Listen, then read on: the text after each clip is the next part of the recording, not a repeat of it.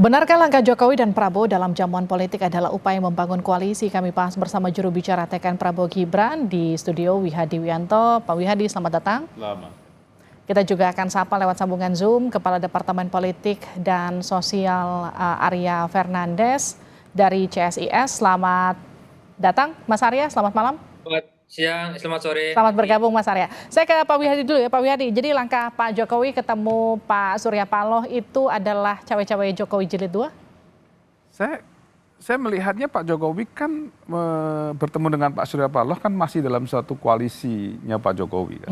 Sebagai partai-partai politik, Pak Jokowi memanggil Pak Surya Paloh dan semua cuma disampaikan itu kan masih dalam kapasitas suatu koalisi gitu kan.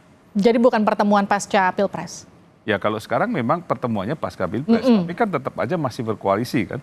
Jadi bukan maksudnya dianggap ini adalah sebagai jembatan untuk konsolidasi antara nanti Prabowo Gibran kemudian bersama dengan Nasdem yang ada di perubahan begitu?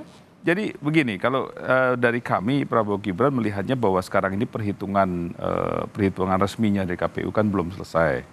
Jadi masih quick count, kemudian kan kita real count juga masih belum selesai.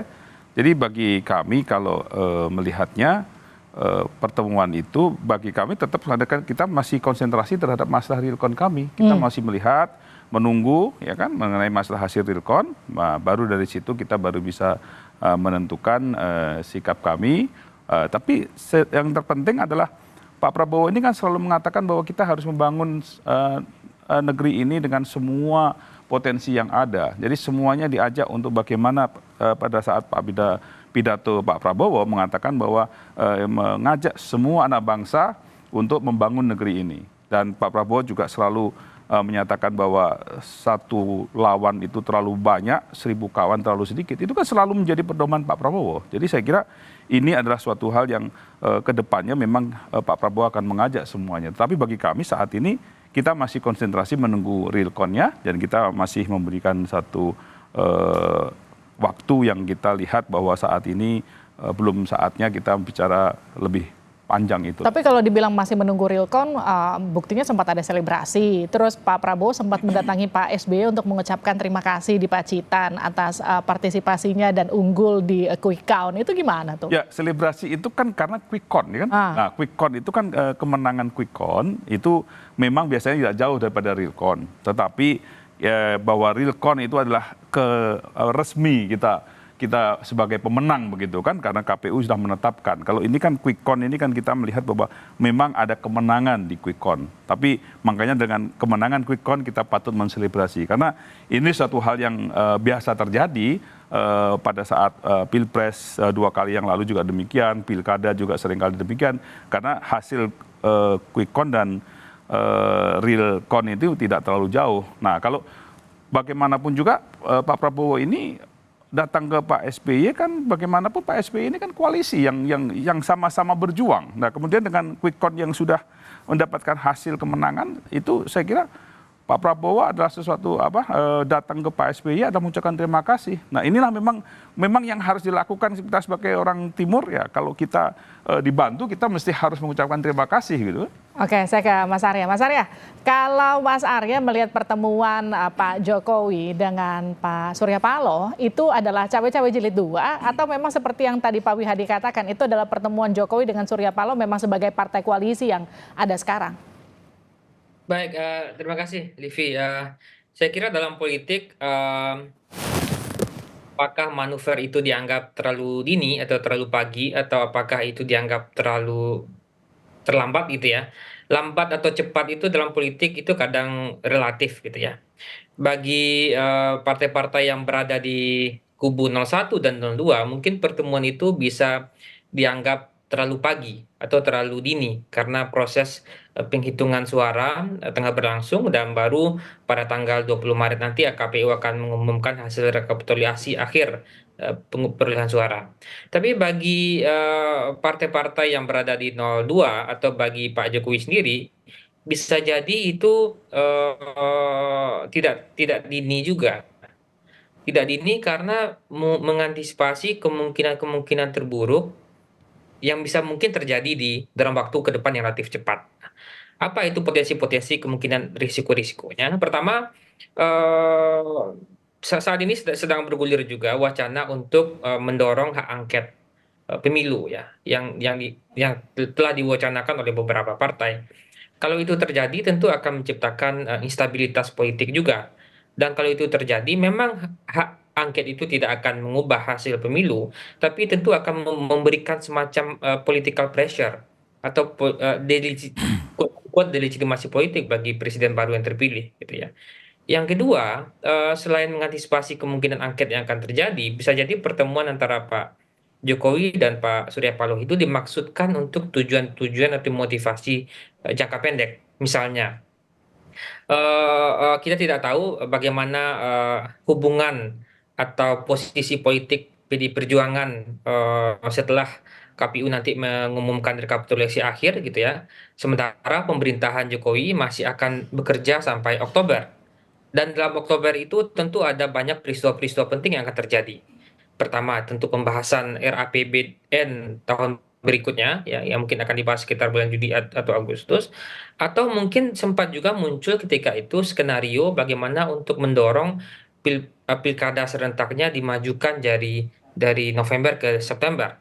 Jadi skenario-skenario jangka pendek itu bisa terjadi. Nah, sementara skenario jangka menengahnya tentu mengamankan posisi politik di DPR ya. Kita tahu seperti tadi data yang disampaikan oleh Kompas itu total gabungan suara 4 partai koalisi Pak Prabowo itu hanya mencapai sekitar 42 sampai 43%. Angka yang tentu rumit bagi presiden baru nanti untuk bisa menggolkan sejumlah agenda-agenda strategis atau undang-undang misalnya gitu ya. Nah, tentu dengan posisi seperti itu bagaimanapun selalu ada keinginan bagi presiden baru terpilih untuk menambah kekuatan di parlemen untuk memudahkan dalam proses pengambilan kebijakan gitu ya. Nah, Oke, saya kira gini Mas Arya, artinya Anda melihat bahwa apa yang dilakukan Pak Jokowi dengan menemui Pak SP bisa saja menjadi perpanjangan tangan Pak Prabowo untuk memuluskan nanti pemerintahan Prabowo Gibran di parlemen begitu? ya, Pak Jokowi ini sejak lama beliau dikenal sebagai seorang negosiator ya, yang ulung ya, dan juga lobbyis, pelobi gitu.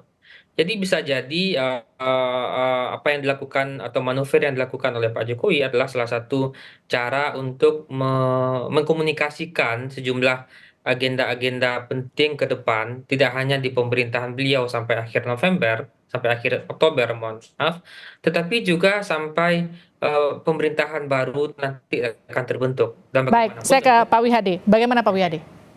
Ya, kalau saya melihatnya bahwa Pak Jokowi ingin kan menggunakan keberlanjutan dari pembangunan, ya pembangunan sekarang. Jadi artinya bagaimanapun juga Pak Jokowi ini kan mau soft landing sampai dengan akhir kan. Nah ini kan masih ada waktu sampai dengan Oktober. Nah saya kira itu adalah merupakan langkah-langkah Pak Jokowi bagaimana membuat soft landing untuk Pak Jokowi pada akhir periodenya. Ini kan jelas di situ bahwa Pak Jokowi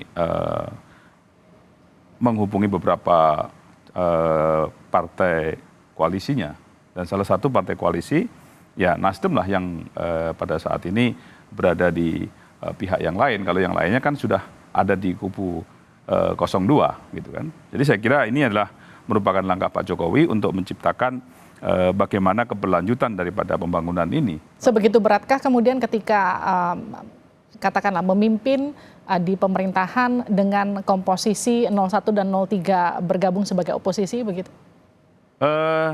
Kita belum bisa berandai-andai hal itu, karena bagaimanapun juga dengan 45% ya, 45% yang ada di kami, ini belum selesai, karena realcon ini angka daripada kenaikan partai-partai ini kan belum selesai juga. Bisa jadi 45, bisa jadi 55 juga kalau ada kenaikan-kenaikan yang signifikan, karena kan ini belum selesai. Ya, penghitungan suara daripada caleg DPR RI belum selesai. Dan jumlah DPR RI-nya berapa juga belum, kursi yang ada di Senayan belum selesai. Jadi kita belum bisa melihat bahwa ini akan menjadi rumit atau tidak rumit, tapi kalau kita nanti makanya pada saat nanti realcon itu selesai, ini kita bisa melihat komposisi yang sebenarnya berapa kursi. Karena seperti 2019, Gerindra itu urutan nomor 2, tetapi kursinya kalah dengan Golkar.